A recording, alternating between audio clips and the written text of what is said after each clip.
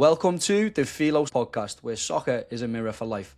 Today's conversation is about development, what it really means and what it really looks like inside a youth soccer club environment. Parents often hear words like philosophy, curriculum and player development, but rarely get a chance to understand what those things mean in practice. Today, I'm speaking with Matt Arrington, Director of Soccer at DC Soccer Club. Matt has a decorated resume for youth soccer leadership in the DMV and has worked across multiple levels of the game, from college soccer to professional scouting and MLS academy development. This episode is about understanding what kind of players and what kind of people an environment like DC Soccer Club is trying to develop.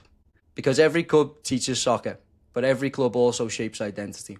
Matt, welcome to the PhiloSoccer podcast. Daniel, hey, thanks for having me. I'm excited to have a conversation. Excellent. So, Matt, tell us a little bit about yourself. Where did soccer first become meaningful for you growing up in the DMV area? Oh, man. Yeah, I remember being a little kid playing in my front yard growing up in Bethesda, Maryland. I think as the story goes, which is very much full circle, is the first team I ever played for was part of Stoddard Soccer Club, which is now currently renamed DC Soccer Club, which is where I work. But essentially I was playing in my front yard. A guy was walking home from work from the metro downtown back to his house in the neighborhood. And he walked by and he saw me playing in the yard and he was standing there watching me. And so my mom came out thinking, this is a little strange. Who's this guy watching my kid in the front yard?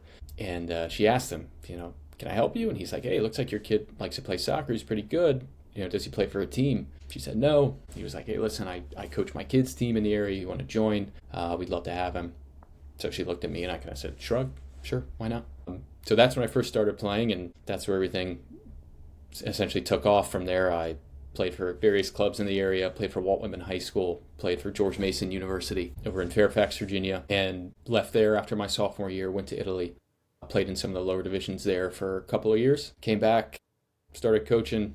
Long story short, and here I am. Love it. Yeah, no, it sounds so. You were recruited off the streets, you're DMV through and through, but then you went to Italy. Tell us a little bit about how that experience maybe helped you, because I think soccer is very much about perspective, stepping outside your comfort zone maybe. So what was it like in Italy and what did you learn from that? It certainly gave me perspective. That's a very, very good way to put it. Even at the level I was playing at, which was like 5th division, not only the level of play, but just the level of understanding of the game was far beyond anything that I had had before. Things that I would see as basic as now in my experiences, like making runs at certain times, shaping my decision making in a different way, focusing on movement off the ball, what positions to take, what spaces to occupy. It was just stuff that had never been presented to me as a player growing up. As growing up, I had some great coaches, but it was always very much about, good technique on the ball, use your physicality, play forward, et cetera, et cetera. There wasn't a lot of tactical acumen that was brought into the game, as I was growing up. So that was a big stepping stone for me, definitely a big learning curve. And just on top of that, you're in a different country, in a place you don't know, with people you haven't met before, with the language you don't speak. So you just get thrown into it, and it very much is sink or swim. You know what I mean? Yeah. You get out of your comfort zone. And for me, it wasn't always fun. There were some very challenging times there. I mean, even things as simple as just getting to training. You know what I mean? You're in a new place. Did I get on the right bus? Did I get on the right metro, et cetera? And just trying to figure your way out and trying to make it. But overall, the people I met, the experience I had, I gained a language after 2.5 years there. And it's all stuff that I still utilize today. And I've tied into my coaching career since then. So I look back on it really fondly, and Italy is still a place now that's like very, very close to my heart. It definitely feels like a second home to me. Excellent. Yeah, I love those kind of coming of age, stepping outside your comfort zone stories. So I have a twofold question now. So when did you first realize coaching would be your path? And then what shaped your early coaching philosophy the most,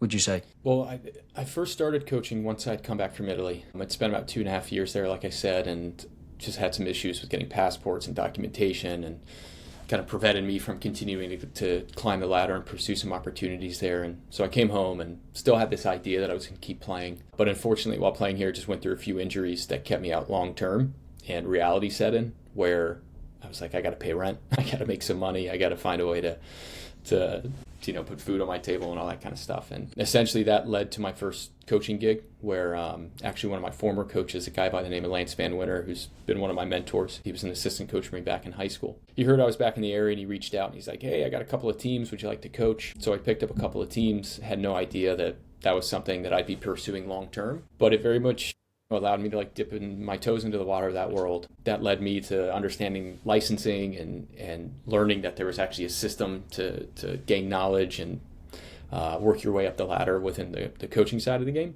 Mm-hmm. So I started doing that, and I think that was the early days of shaping my philosophy, because I remember going to what was then the e-license course for the U.S. Soccer Federation.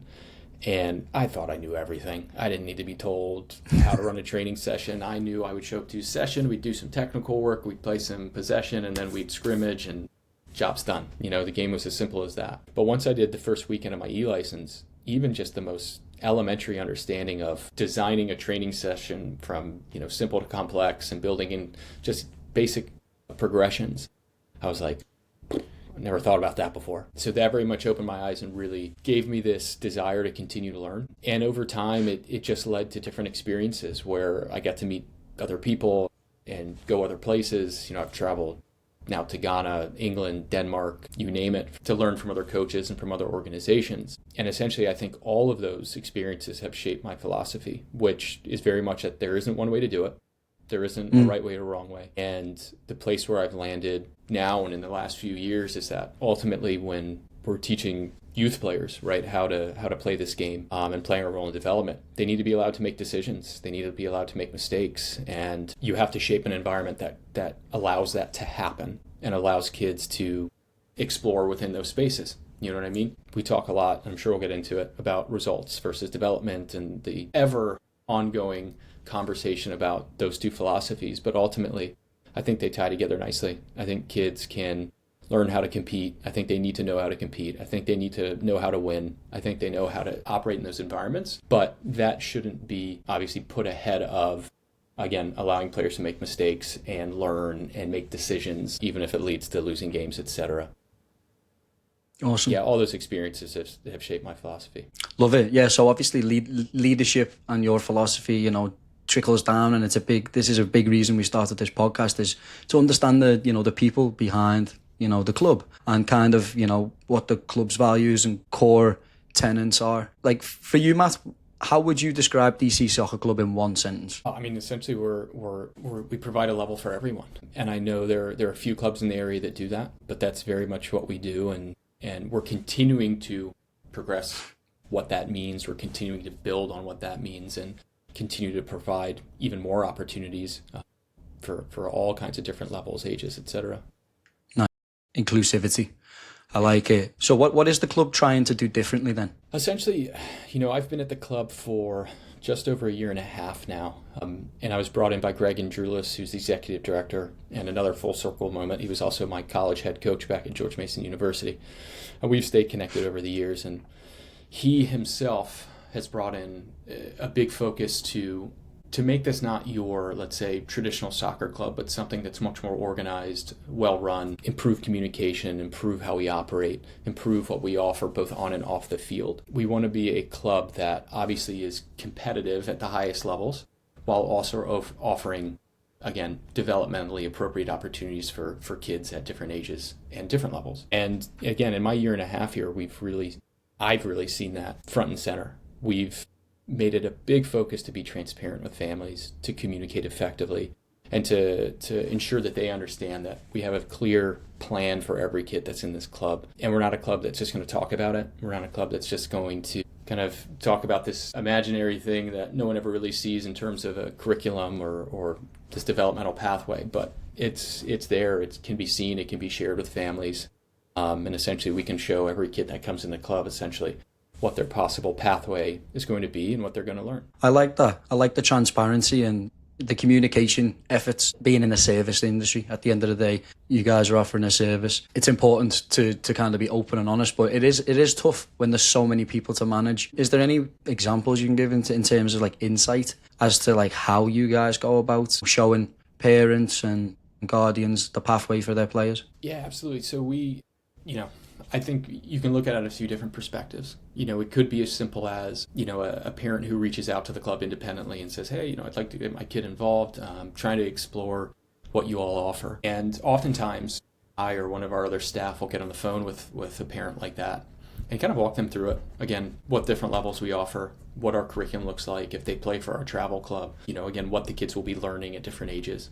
We have different curriculums for, players as young as U8 through U10, and then players who are, U11 to U13, and then U13 and older, because there's such different age bands and they have such different demands and needs and developmental components. And we want to make sure that's clear to those families without just throwing too Definitely. But again, it's really important that I make clear to them, like, I can walk you through what your kid will be learning, right? Just like you would at school. I feel like that's really important. It shouldn't be random, and it shouldn't be generalized across, an entire span of age groups from U8 to U19. It should be really clear and specific at different age groups and age bands. So we really see ourselves that way. We see ourselves as educators.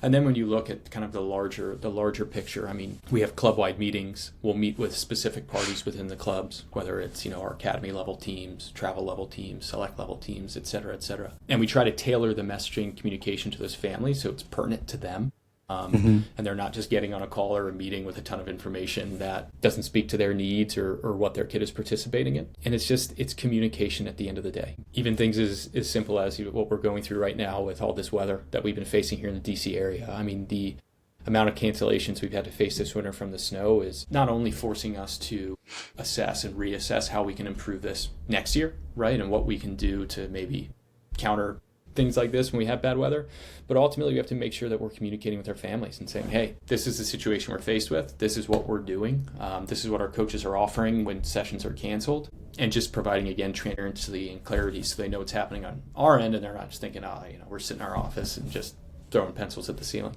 We want to make sure that they know that we're working hard behind the scenes and that we want to be out in the field just as badly as them, and we're trying to create solutions. So it always comes down to communication at the end of the day. Definitely, super important. And you touched on it there, Matt, so in terms of the levels that you play, the leagues you play in, and the developmentally appropriate bands for players. Could you give us some insight into what levels you guys currently play at and what leagues you're associated with? Yeah, so it is important to touch on, just like the foundation of DC Soccer Club is our rec program. It's been a huge part of the community for almost 50 years now. We'll be celebrating our 50th anniversary in 2027. But beyond that, we have TOTS programs, we have programs at entry levels for little kids. But once you get into our travel club, you've got a newly implemented level that we just started last year called the select level, which is very much entry level for families and for kids who want to dip their toes into that travel level. Slightly less demanding, slightly, not as many tournaments, not as much travel as they would face if they worked their way up. Then above them, we actually have our travel teams. We just label them. They participate in local leagues like NCSL, MDSL, etc., CPSL, a lot of acronyms. And then our highest level has traditionally competed in the ECNL Regional League. We've been focused around the Virginia area primarily. Our boys have just been accepted into the MLS Next Academy division, which we're very excited about, and it's going to be a big challenge for us, which we're excited about, and we're welcoming. And we think that in itself is really showing the direction we've been moving in, the progress we're making, and the attention that we're getting. So we're excited about that. And we feel like like where I started, I think we've got a really good structure that really does find a place for everybody, right? A level of play where all these kids can fit in. Awesome. So it sounds like there's a level for all, and it starts from kind of the grassroots where you guys kind of, you have your roots. So this is a question I'm intrigued by, just the difference between ECNL and MLS Next. What are your thoughts on that? Well, they offer different programs, you know what I mean? Different pathways. MLS obviously has a very clear pathway. There's some who like it. There's some who would like it to maybe be more shaped like leagues in Europe, etc. But whether you like it or not, they have a very clear pathway. It's pretty straightforward, where if you're in a situation like us, right, and you're one of the elite youth clubs who have been accepted into their landscape, ultimately, you're going to be working and collaborating with the MLS club in your region. So if we have a kid who's a top talent, if any club in our region has a kid who's a top talent, that in this case DC United identifies or is interested in, it's a great opportunity for that player to go and maybe trial there, get experience there, maybe sign with the academy. And then the next step would be, obviously, if that player has success at the academy, then they have a chance to progress and maybe follow their dreams and to play at the pro level. It's very clear and straightforward. Within that, also very important, is the access to the collegiate levels. We know at these events, I have a lot of experience at that level, having worked at DC United for 5 years in the academy. You go to these events, there's tons of college coaches, there's tons of access and attention being paid there. And, for kids at that level who aren't going to make it pro, right? And we know how small that percentage is and what that level looks like. The percentage of kids who are going and playing in college from that league is really impressive. Again, something I experienced in my 5 years at DC United. Tons of kids who are playing Division I, Division II, Division III, NAIA, kids who may not have had the opportunity to go to college otherwise. So that's a vastly important piece of the program. ECNL, I think, they certainly have their own pathway. They're really focused on the college game first and foremost. And, again, I think they've proven that obviously they've had a lot of success with that. Paying a lot of attention at their events, and particularly on the girls' side, is obviously a space where they've done very well and have grown and have tons of success with getting players, not only into college, but then from college, maybe making it to the pro level, etc. But yeah, we're really excited about MLS Next and what that's going to present for our boys. Yeah, no, that sounds really exciting. So I wanted to ask, historically, what kind of person does your environment tend to produce, and how that outcome might change now with, was it historically more toward college because of ECNL, or what kind of person does this environment tend to produce at DC Soccer Club? Yeah, generally speaking, I know in the past we haven't had a ton of players who have made it directly from our club into the college ranks. We've had 3 just this past year, which we're really excited about. It's, again, showing a good sign of progress. But I think traditionally, and just speaking very transparently here, our club has done a really great job of producing players and helping develop players at the younger ages. The reality being that traditionally, we've had a lot of those top players and top talents in our club get to around that 13, 14, 15 age group and start to look elsewhere as they became more focused on, okay, well, how do I make this jump to playing in college at some point or playing at a higher level? I think they understood quite clearly, again, whether you agree with it or not, it's a different conversation, but the reality of our environment is that a lot of these leagues, an ECNL National League, an MLS Next, etc., they're getting a much more larger focus, greater attention from college coaches, just to use it as an example, where they can be seen and make that next progression. So a lot of those players, again, at the top talents we had in our club, were seeking that out at those ages and going to other clubs, which again, it's understandable. It's not personal. You want to make sure the kid gets what they need and progresses to follow their dreams, and that's totally fine. We're really excited now that we're going to have a platform, particularly on our boys' side right now with MLS Next, and continuing to press on our girls' side with the ECNL Regional League, that they're going to be on a platform where they want to stay here. They want to stay in DC. They want to stay a part of this club. So we're really excited, again, about retaining the possibility of retaining all of that talent and seeing them progress and playing at college or even beyond that in the future. Right, so higher level opportunities is going to come with this affiliation and this partnership. Makes a lot of sense, man. So what does player development mean at DC Soccer Club in practical terms? Yeah, ultimately, again, we have an extremely intelligent group of players across the board, boys and girls at all different ages. And that's something I see when I go out to the fields. I go and I watch our U8s and our U9s all the way up to the kids who are graduating high school. And I'm always impressed by how intelligent these kids are, how well they communicate, how well they manage themselves, and how they work with the coaches, etc. So we really have a foundation of players who are yearning for more knowledge, are learning to grow, are yearning to gain a deeper understanding for the game. So that's essentially, again, what we provide and where I started going back to my soccer philosophy. We have a set list of principles, both on the defensive side in possession and out of possession, that we teach the players, right? And again, those get adapted and changed at those younger age groups, which we have well organized and communicated. But if I just focus on the older age groups, to give an example, and we use those principles to then design our training sessions, to design how we analyze the game, design how we teach the game, and ultimately it starts to create these spaces and these opportunities for kids to learn and make decisions, right, within a structured learning environment. I am somebody who thinks it's important, yes, that us as a staff, you'll hear that we quote unquote speak the same language, right? What that means to me is that we're on the same page in terms of what we're teaching. Doesn't mean we have to use the same verbatim words, all right, that I say versus another coach says. But we want to make sure the kids are understanding that when I come and step in for a coach and cover a session, they're understanding that I'm teaching the same principle that coach would be teaching and the same principle that he would be using to to help dissect, analyze, and teach the game come game day. Right.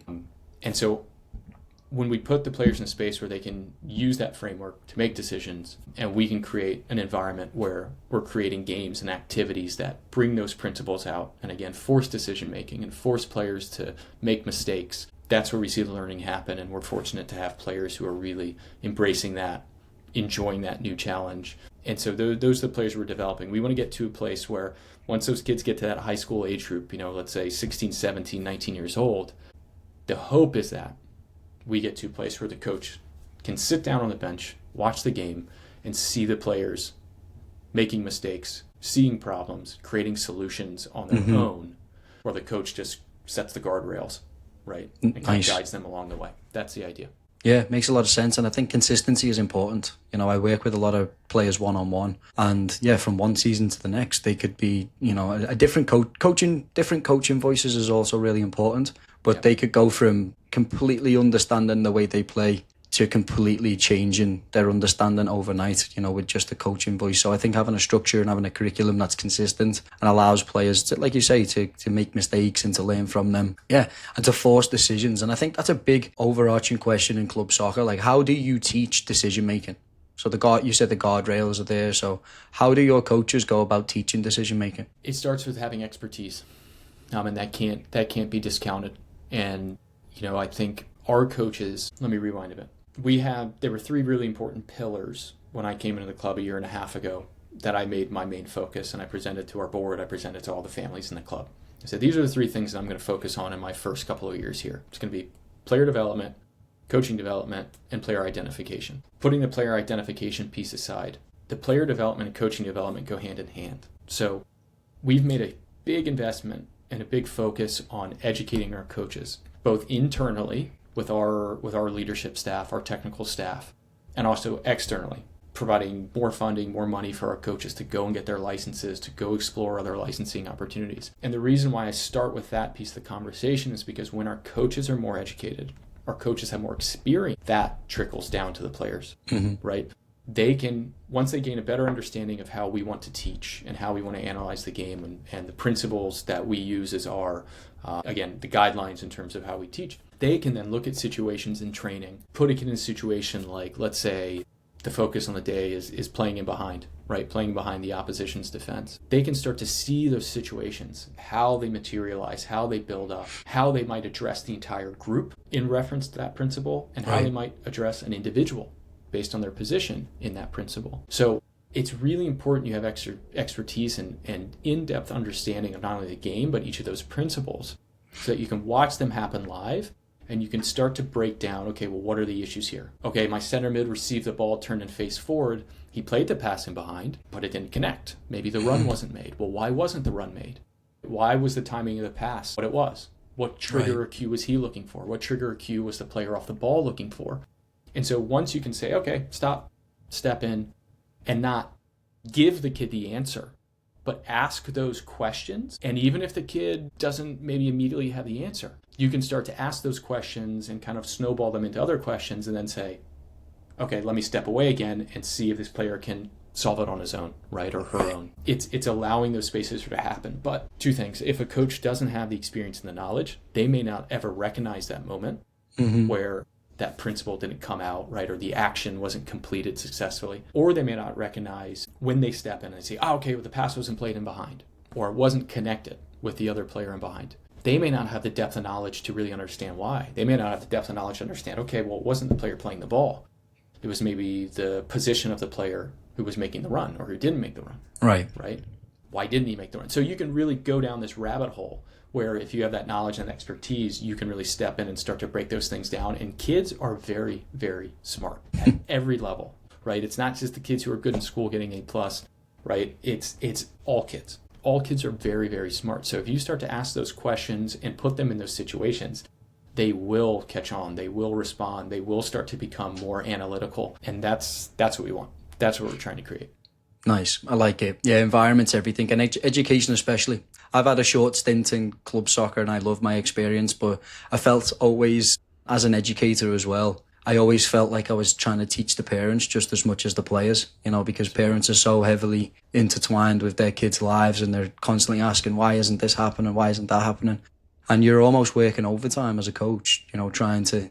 So I remember just inviting, parents to sessions and to listen to break down and the deductive reasoning like you were talking about. So yeah, like it's important. So what should a parent look for in a session to know it's high quality at DC Soccer Club? First and foremost, they need to see the kids are moving. They need to see the kids are active and engaged. There have been books written about it, right? No lines, no lectures, et cetera, et cetera. Mm-hmm. That's something I think holds true at essentially any level. If you can set up one activity, with 2 lines of 10 players, well then, you can set up 5 of those activities and have no lines, right? And kids getting a lot more repetition. So parents should be seeing that. You should be seeing engagement, right? They should be seeing that the kids are active. Beyond that baseline, right? They should be seeing that the coaches are organized. They should be seeing that the sessions have a progression, that activities have a connection from one to the other. And they should see just even some of the most basic things in the world, which, should be, the foundation for any coach. Coach should have a watch on, shouldn't be looking at his phone. The coach should have a training session written, right, or typed out, etc. And it doesn't need to be anything extravagant, in depth of every single detail, but just shows that you've thought about the plan before you've shown up to the field. Because if I walk out to the field and I go to a coach, or if a parent is, at the end of the session, the coach is leaving, he asks, well, what did you work on today? You should be able to pull this thing out and show it to him. Mm-hmm. We touch on these. This was the principal focus, and here's the design of the session. Great. If you coach at any higher level, you coach in an MLS academy, if you make it to the highest levels, I mean, you can't show up to a session without a plan. So coaches should have that, and parents should see that, right? Mm-hmm. There will be stoppages. There will be times when a coach needs to step in and give information or ask questions or push the intensity of the session. But that should be done in an effective manner. It should be clear communication. Coaches can certainly be stern with kids and push kids and be demanding, but it should never be insulting. It should never be visceral or anything of that effect. So you need to see the right tone, the right sentiment, the right emotions, the right communication is all there as well. So those are really important components. I would say if a parent's watching a session, that's what they should be looking for. Nice, yeah. Thanks for painting the picture there. So for you, Matt, as the director, what is your standard for coaching quality in the club, and how do you evaluate coaches as well? Coaches, it sounds cliche maybe, but they need to care first. Mm-hmm. And you can see that. You can see that in how coaches act. You can see it in how they prepare or don't prepare. You can see it in how they communicate with their players. This job, this profession is something that always asks a little bit more of those involved, right? It's never just coaching. It's never just running a training session and coaching the game. There's always the conversations before and after practice. There's always parents or players who are reaching out. There's always kids who want, stay after for a few minutes and do some extra work. And coaches are always doing that little bit of extra. It's just part of the industry we're in. And not that I would demand that from the coaches by any means. We want to make sure that they're taken care of, they get their time off, right? They're not being stretched too thin. But you want to see the coaches care, and they are engaging with the players, and they are investing time in all those little things that surround just the coaching piece. So that's the baseline. I mean, once we see that, we see this coach is very engaged and really cares about these players and their growth as people, not just as players. Then you start to look for the next layer, which is, okay, well, again, are they showing up prepared? Are they communicating effectively? Then the next level, how are they running their sessions? How are they designing their sessions? And then the next level, right? What level of expertise or education do they have? And how can we support them? Right? Yeah. How can we keep pushing them forward? And oftentimes that's just from conversations that we're having on the field when myself or other technical leadership staff show up to a session. We're not there to attack or dig into you. We're there to observe, have conversations, ask you questions just like you're doing with the players. And then from that, bigger picture is we're providing written feedback to our coaches twice a year in terms of where we think they're at, how we think they're doing, how we think they can progress, and what the next step for them is. So that's a longer winded answer to your question, but that's the right picture of what it looks like. Yeah, but that feedback loop is important, right? The constant self-reflection, right? A big part of the PhiloSoccer podcast is soccer is a mirror for life. How do we get better? How do we grow? And it's, as coaches, we're constantly asking more from players, but are we doing it ourselves, right? And are we being evaluated critically? And are we open to feedback? And are we ourselves committed to getting better? So I wanted to ask, what would you do, or Or what do you do if a coach wins games and, is constantly winning but doesn't necessarily develop players? It's a tough question because you see it in a lot of places. You see it at all different levels, right?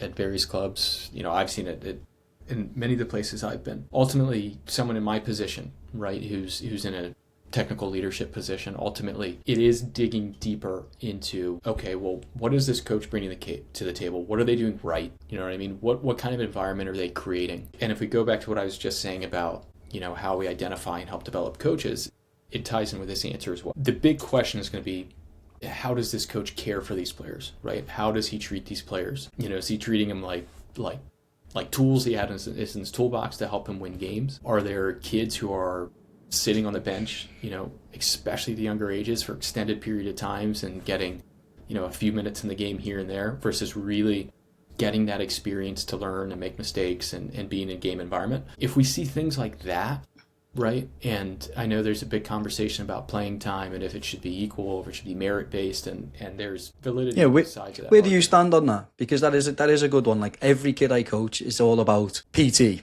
playing time. And are they just entitled to it because they're paying customers, or do they have to earn it, or developmentally, do they deserve it from a standpoint of we're trying to develop? Like, where do you guys stand? I think different environments and different levels call for different answers. There's no straight answer to it. I mean, if you're playing at, let's say, a professional academy, that conversation around playing time is going to be vastly different than it would be at, let's say if you're playing at the select level with an art club.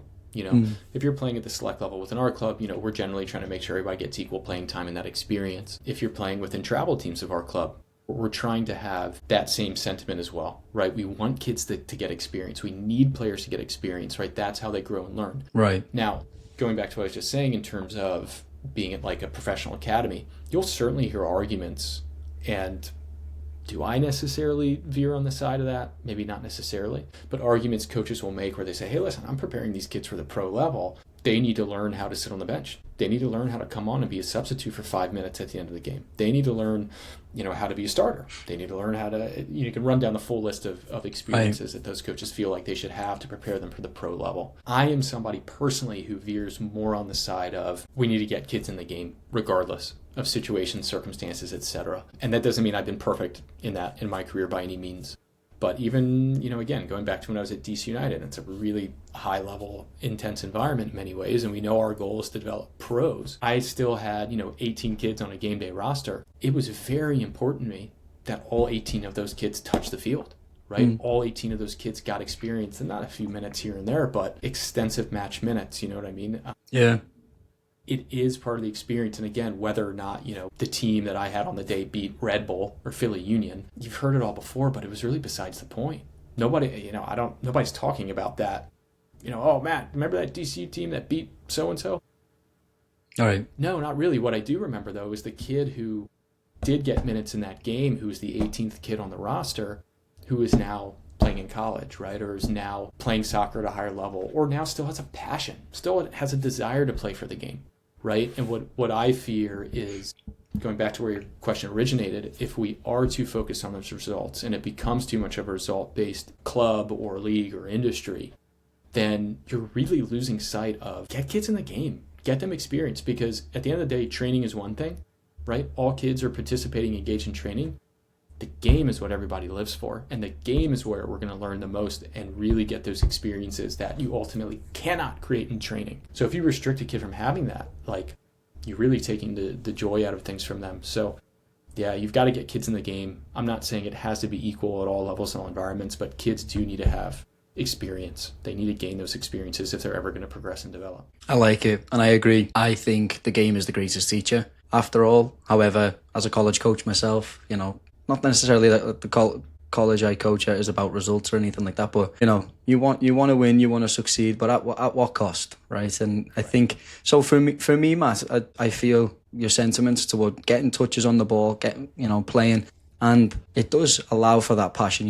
That couple of minutes that an 18-year-old or the 18th guy on the roster might get might inspire him to that might have been his first experience in a high pressure environment, which.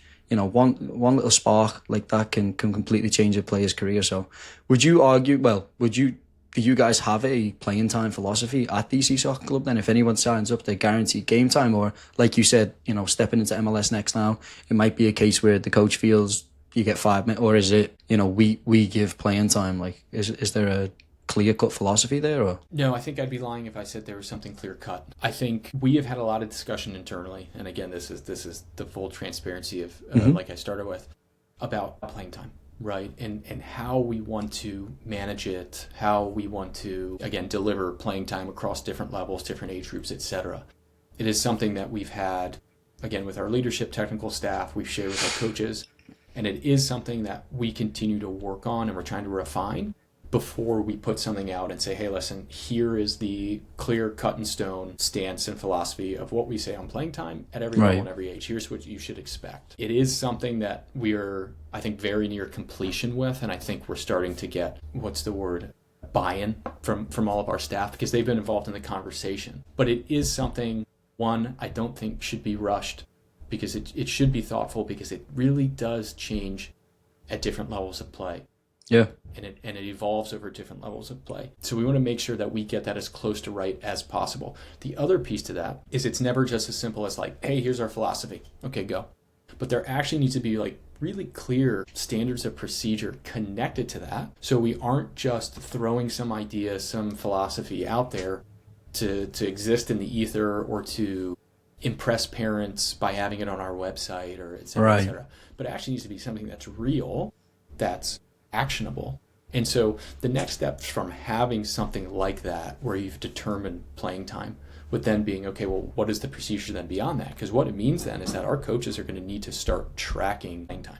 Right. It takes the onus away from coaches a little bit. Yeah. Right. That's the tough part. So we want to make sure that we have processes in place where, one, time can be tracked. It can be done efficiently and effectively. We're not putting this undue burden on our coaches who already have enough to do and focus on within a game, a week, etc. And then making sure that data we are taking is cataloged and actually utilized, right? To say, if we see that data is being utilized, we see, a particular player in a particular team at a particular level, let's say is below what we would want or our baseline minutes would be. Let's say it's 20% of the minutes at a certain level. Well, then we have to ask the question, and it doesn't become an indictment on the coach, but it becomes a question of, hey, why isn't this kid meeting the threshold, right? Is there an issue with discipline? Is there an issue with attendance, right? Which we would say, absolutely, a coach should be allowed to then maybe play a player less because he or she isn't meeting those expectations. Right, it goes both ways, right? Yeah. It goes both ways. Or is there a larger conversation where it's like, hey, listen, this kid really isn't up to this level. We made a mistake by putting them into this team, and we need to correct this mistake and put them at the right level where they're not just sinking, right, when they step onto the field in game time. But they need to now be moved to a level that is actually a level where they can swim, right? Yep. So it would provoke those conversations, and that's essentially the big piece that we're working through now if we're going to implement this standard that we've created. So it's having standards of procedure and actionable items from there, which completes the process, and it doesn't just become this fancy document that we can all applaud and show off to families. Yeah, it's never just black or white, right? Parents, like I say, are customers, and they often want just black or white, but it's way more convoluted than that. There's a grey area. It's, you're taking onus away from coaches. There's a sense of entitlement, like you say, like it goes both ways, whether it's parents as customers or whether it's players as just expecting to see game time. So I wanted to, and this is a big part of what we do, like with the individual training that I do, Matt, and the private training, I work with players, and I work with players that are pretty, quite serious about development, and it goes beyond the field, very much into the mindset, right? Not necessarily becoming a professional player, but becoming a professional of yourself. That's kind of how I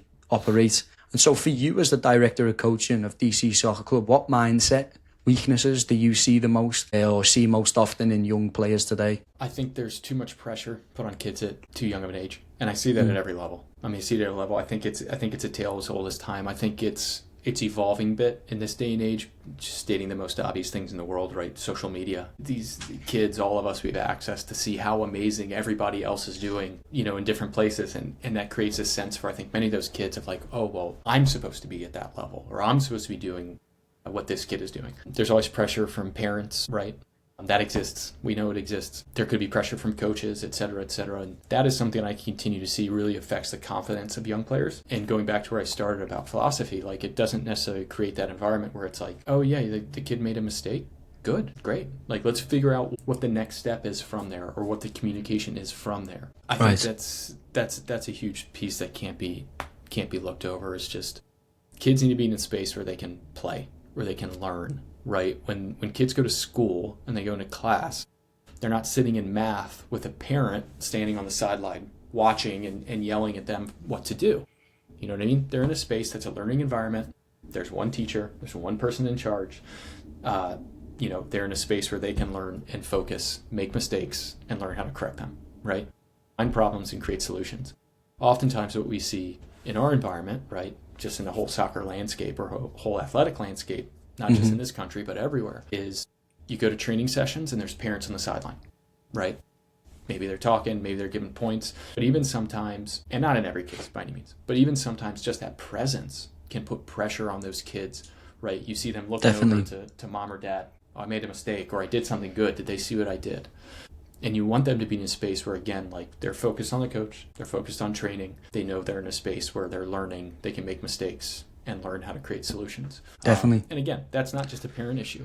It's a larger, I think, societal issue. It could be an issue, again, if you have a head coach who, in my opinion, isn't maybe communicating effectively, right? Or we might say is like being too hard on the kids or putting too much pressure on the kids or maybe not teaching in what I would believe the right way would be to teach. So yeah, that's my take on that. Definitely. There's a lot to it in the modern game and developing the modern player, because young people are growing up in a different world to what we grew up in, and screens are a big thing and unrealistic realities, right? Yeah. And so it definitely corrupts the way they see themselves, the way they see how they should be in their environment, right? It's this idea that isn't necessarily true. So I think you're right, Matt. Like, we need to teach kids to learn mistakes. So how do you guys teach players how to respond after mistakes at DC Soccer Club?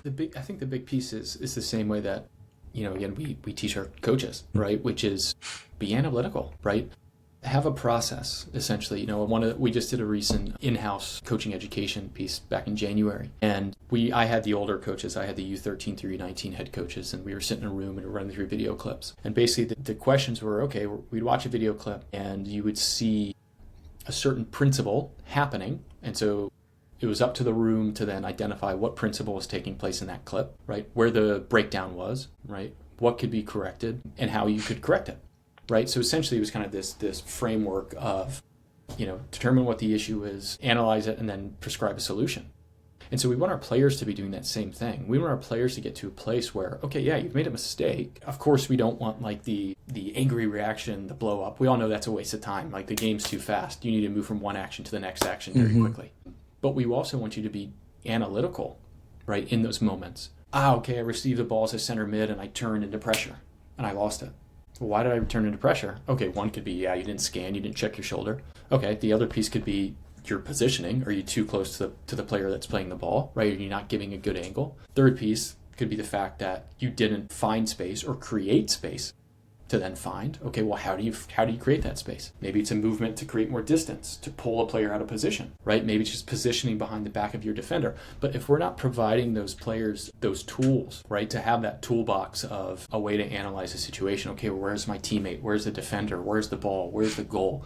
And having those reference points to then create solutions, then we're not doing our job. Right, so that's where we want to get players at. We want to get players to a space where they can analyze, and we need to help provide the tools so that they can be analytical. I like it. Yeah, it's definitely a coach's responsibility to help aid in developing a player's self-awareness, right, and helping them become their own coaches through their process of, whether it's, like you say, stepping into the middle of a session and breaking down where the decision-making go wrong. But there's the outer game and then there's the inner game, right? And I think today we live in an age where I think the inner game is becoming more and more important because of the things we've spoken about, and it's definitely that grey area where, how do you build confidence without building entitlement? I just want to get your thoughts on what's the difference between a confident player and a resilient player? Good question. I think a confident player is somebody who has a sense of who they are. It doesn't mean that they're the best player on the field. It doesn't mean that they're superstar within a team, but they know who they are. Let's say you're a center mid who's super technical, but maybe not the fastest kid in the group, right, or the strongest kid in the group. Well, then that player would understand that they're probably not that person in the team who's going to be making darting runs in behind, who's going to be covering, 40 yards to get in behind the opponent's defense and be on the receiving end of a passing behind or somebody. But they are somebody who knows, okay, well, I can outsmart the players around me, right?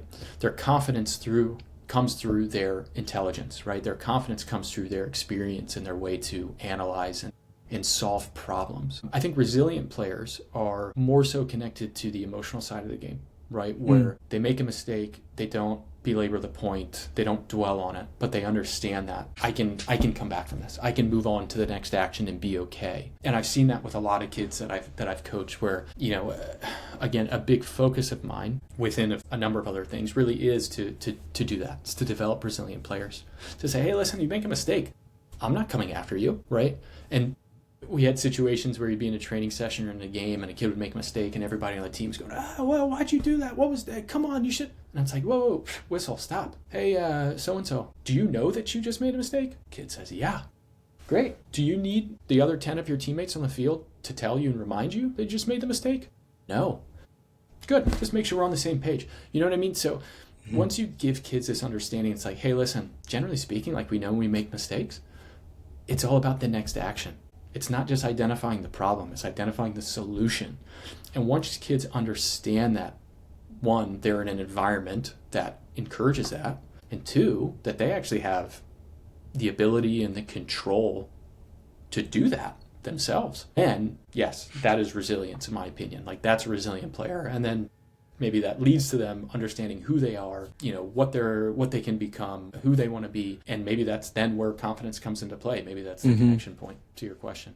Yeah, no, I like that perspective. It's kind of the dichotomy between, kind of the thinking and the emotional. I like that because the idea of confidence, I always reflect to like fake it till you make it, right? It's kind of like you can have this idea of yourself and you can put on a persona kind of thing, but resilience kind of requires digging deep, and having that kind of courage and that passion and the ability, the courage to make mistakes. I'm always talking to players, instead of looking at your parents and looking at your coach, can you use your mistakes as an indicator that you're on the right path and change it to a positive instead of making a mistake and not embracing the pressure. Look at that mistake and go, I've got, the willingness to do it again, which is hard to teach, the resilient side of things. So I really appreciate the way you phrased it there and framed it. I just want to add something in there to build on what you said. It is so important that these kids have somebody, or everybody, but at least somebody in that environment, the training environment, the team environment, who is encouraging that, right? Like, and who lives that. You know what I mean? Like, I got you. Make your mistake. I got you. You know what I mean? Like, we're going to work through this thing together. Versus, you see it everywhere. Whatever, you can go to any game, any field, and kids make a mistake, and the coach from the sideline is like lambasting them, or has these emotional reactions. And it's like, it is not your job. Again, talk about results versus development. Like you just showed me, you are solely focused on the result. Right. And the result not necessarily being, sure, it could be the result of the game, but you're really focused on the result of that action. Yep. You're focused on the result of how the kid, again, the center midfield turned into pressure. You're so focused on the fact that player lost the ball and what it led to versus going, let's look at the intention of the player.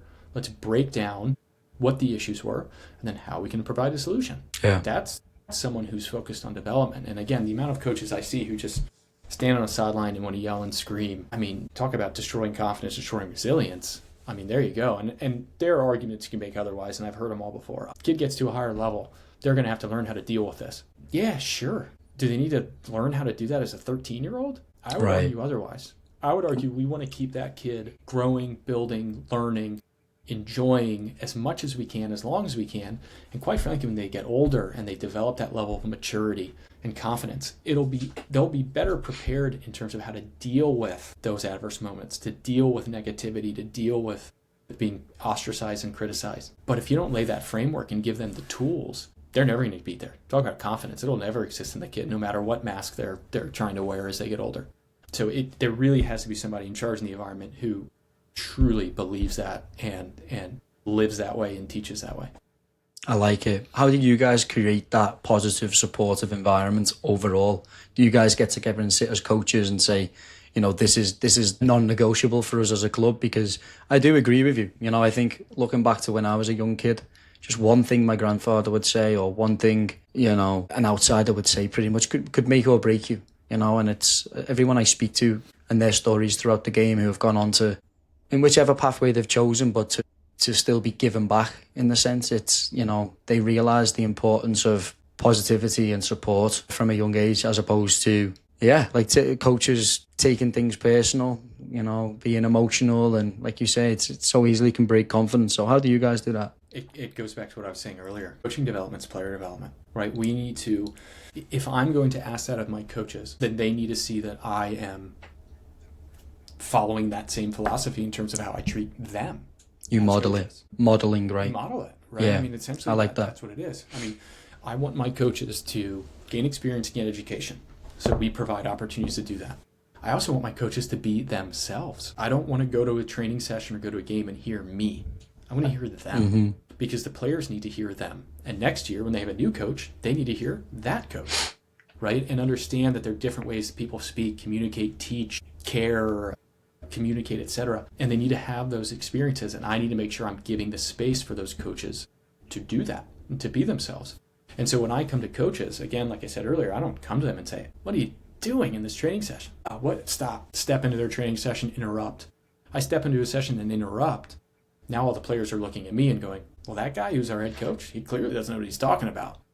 And undermining. So that starts to then you undermine him. It destroys the confidence. There's a time and a place for things. But if I can pull that coach aside, ask questions. Hey, what are you doing? What's the point of this activity? What are you trying to get out of it? What do you envision? What do you see? What's success? What's failure? Great. It paints a picture for me. It gives me understanding. And that's the same way that I want them to communicate with the players. If you step in and make a stoppage, don't go in and start dictating. No one wants a monologue. Have a conversation. Ask, hey, what did you see here? What worked? What didn't work? Why? What would you do differently? Okay, great, cool. Let me step away. Right? So modeling, the way you put it is a very good way to put it. That's what we want to see. So I have to show it as well. Yeah, and I think that's a big, when it comes to leadership, right? They say actions speak louder than words. Modeling is definitely, a striking way to affect somebody. Do as I say, not as I do is a tough one. Because if you're constantly seeing somebody repeat a behaviour, it's character defining, right? So I definitely think that's important, mate. Thanks for touching on that. So from a parent's angle, parents are super important in this whole ecosystem of club soccer. What do you think parents misunderstand the most about youth development? That's a tough question because it could go a lot of different directions. And it's hard to give a general answer to that. Just because, again, you have parents who have all kinds of different backgrounds, experiences, desires, for what they want their kid to do or what they want the sport to be. But I'll give one, right? I think sometimes parents have the misconception that things should be easy, that it should always be fun, and I don't want that to get taken out of context, because what I experienced as a player and what I believe in is that sometimes things you love and you enjoy are hard. And sometimes there are times when they're not fun. But when you get through those challenges, you get through those moments of adversity, those times of struggle. And it could be something as simple as you're teaching a 9-year-old how to do a scissors move or a step over and they can't get it. And that's really frustrating when they see all their teammates are getting it. Parent just wants to, and I'm there, I have 2 little girls, the parent, you just want to be like, how do I fix this? How do I make them happy? But they need to struggle, and you let them struggle. And again, you create the guardrails. If you're the coach, you create the environment for learning, and you tell them, hey, listen, I'm challenging you, but I'm here to support you. And when they do accomplish that goal, when they do get over that hurdle, the 10-year-old gets the step over, that's success. Right. That builds confidence, right? Right. I can do this. It may have just taken time, but I got there. So and that accounts for every level. Yeah. So what's your parents then stop doing immediately in the US soccer environment? Because I see it more and more now. There's more of an education, and that's a big purpose of this podcast too. It's I see I work one-on-one with players, and again, kids who are serious, and a parent will come in and they didn't do this, they didn't do that, and the kid's just looking at me like, yeah, coach, this is kind of what I have to deal with, and I'm looking at I'm having to educate parents and do mindset training with the parents to be, hey, let's not live vicariously through and offers so much pressure here to your child and to your player. You know, let's take a step back and like, what is your job in this? You know, I never had a supportive parent. I actually, to be honest with you, I almost feel lucky. Like, I didn't have parents. Like, I didn't have a dad. I didn't have a mum that was around too much. So I had a grandfather who took me to the games and stuff like that. But I never had somebody over my shoulder going, this is what you did. I was kind of my own judge. Now, when I look at it and go, right now, it's almost like a superpower, because I didn't necessarily have that pressure on me. You know, it was between me and my coach. And I think that's ultimately what helped me kind of progress into soccer. So yeah, I think it was important to share that, because that's a big part of, you know, my coaching. And you look at parents and like, how can you parents support a player properly? I was the same as you. I had two parents, fortunately, who were great parents, but they let me guide the process. Nice. And maybe part of that was the fact that they had no idea what soccer was about. My dad grew up in the South. He played football. You know, he couldn't tell you what offsides was. To be fair, I think most of us probably couldn't explain what offsides was. It seems like that's always changing. But, you know, my mom competed throughout high school. She was on track and all that kind of stuff. So they're both athletic folks, and they played sports growing up. But they let me guide the process. It wasn't them. You know what I mean? Same with you. They didn't come and talk to my coaches. They didn't come watch practice. They left. They dropped me off. They left. You know what I mean? And I think that was really, really important, because it forced me to take ownership, forced me to take the lead. And so I think, to answer your question, the best advice that I can give to parents is, you need to not try to solve every problem for your kid. They need to learn how to solve problems for themselves, right? They need to learn how to talk to a coach. They need to learn how to ask questions. They need to learn how to advocate for themselves. They need to learn how to struggle and understand that they will come out the other end and they'll be okay.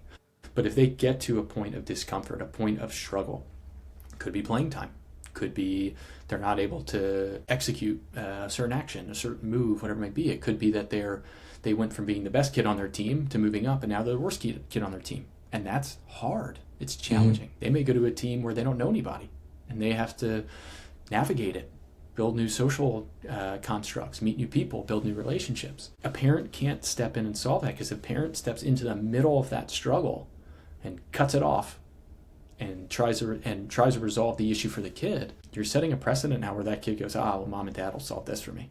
It's a great point. If it gets hard, they'll figure it out. I'm not going to have to figure it out. And that's really a disservice to a kid. Now, the asterisk on that is always, yes, if there's something serious, if there's a much larger issue that requires an adult, absolutely, like, you have to step in. But if we're talking kind of general team constructs and part of the experience and part of the struggle that comes along with it, you have to let that kid deal with it. You have to let them take the lead, and you are there to support them. You're there to catch them when they fall. You're there to pat them on the back and brush them off.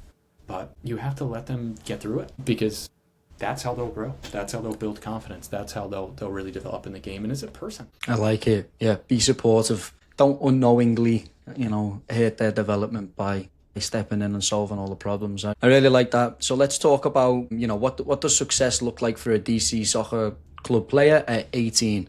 They've got to the end of their time at DC Soccer Club. They came through the rec program. We talked about pathways a little bit earlier and how it's going to maybe change with MLS Next and keeping kids on board to play at a little bit more serious level. But, what players are you guys producing? And at the age of 18, what does success look like for a DC Soccer Club player? At every single level, whether it's the academy level for boys and girls, if it's the travel select level or rec level, a kid who leaves DC Soccer Club, ultimately what I hope is they still have a love for the game, right? They still enjoy playing. If they're not going to go play in college or pro somewhere, who cares? Do they still want to watch the game? Do they still want to be around the game? Do they still enjoy playing the game? I mean, I'm 37 years old. I still play in my over 30s team. I still love it. I still have a passion for the game. I love getting out there and knocking a ball around and being with the team and being with the guys and being competitive and all that kind of stuff. They need to still have a love and understanding for the game. Of course, there are deeper levels to that where, yes, of course, going back to what I said about our older age groups, we hope we get to the point where our coaches can sit down and watch the game versus having to actively try to coach, guide, and stuff. We want those older players to get to a place where when they leave DC Soccer Club, they have gained an understanding of the game, where they can step into an environment, understand what's going on, recognize problems, and create solutions, right? But first and foremost, they need to leave with, man, I still love playing this game. I want to continue to play it, regardless of what the level is. I love that. That's what PhiloSoccer means, love for soccer. It's the gift that keeps on giving. It's definitely been my guide throughout life. So Really like that, Matt. So yeah, just kind of the closing question, which I ask, all players, coaches, everyone. For me, soccer is a journey. It's a story. It's a lot about development, the relationships, the growth, everything that happens in life. It mirrors it in a lot of ways, your character, how you respond to situations. Yeah, so what do you hope soccer teaches your players about life? I'll speak from my own experience. It's taught me that it's a much bigger world than just my neighborhood. And I think that was something that as I moved up to different levels and I went to different places around the world, it obviously expanded that understanding, right? I grew up in Bethesda, Maryland. It's a wonderful neighborhood, middle, upper class, wealthy. You have a range of families, but it's a wonderful place to grow up.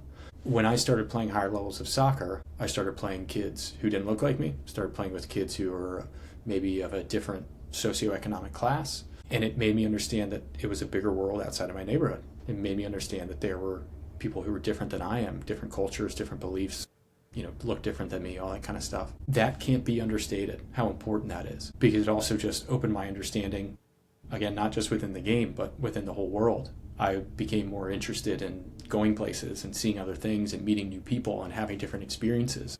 And soccer opened those doors for me. I mean, just like where I said to you earlier when you asked a bit about my background and my upbringing, I mean, this game's taken me all over the country. It's taken me all over the world, again, from Africa to Europe. It's those experiences and meeting new people and learning new cultures and seeing new things and seeing that this game is the piece that's tied it all together. Like that's the most incredible thing in the world to me, and that's something I hope that all of our players gain and understand, and especially being a place as diverse in so many different ways, a place like DC. Yeah. Where you meet people from all over the world, of all different backgrounds, beliefs, cultures, everything. My hope is that they see that the game is this thing that brings everyone together. And again, you can show up at a field in Ghana, which is one of the places I travel to, right, or in Spain, and you don't have to speak the language, and you can step on the field and you can play and you can connect with people. And for me, that's an incredible thing. It's a beautiful thing, and that's what this game does. And no other game can do it. That's what this game does. Love that, Matt. And I'm glad this game brought us together as well in this fashion. And yeah, ladies and gentlemen, there you have it. Matt Arrington, Director of Soccer at DC Soccer Club here in the DMV. Thank you, Matt, for sharing all about yourself and all about what the club is about today. I know listeners are going to take a lot from it, so thank you. Thanks, Daniel. Thanks for having me.